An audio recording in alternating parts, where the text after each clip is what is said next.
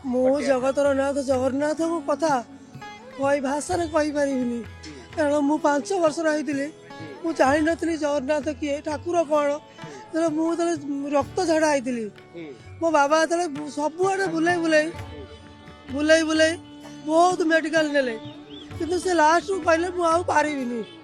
ଏଠୁ କହିଲେ ଠାକୁର ଜଗନ୍ନାଥ କାହିଁକି ଏତେ କଷ୍ଟ ଦେଉଛ, ଯଦି ମାରିଦେବା କଥା ମାରିଦିଅ। କହିଲେ ଆରେ ତୁ କ'ଣ ଡାକିଲୁ, ସେଇଆକୁ ଆଗରୁ ଡାକି ପାରିଲୁନୁ।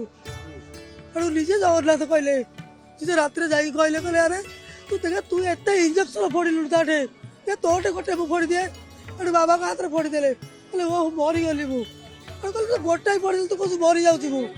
ଛୁଆଟା ପାଇଁ ତୁ ଛୁଆଟା କେତେ ଇଞ୍ଜେକ୍ସନ ଫୋଡ଼ିଲୁଣୁ।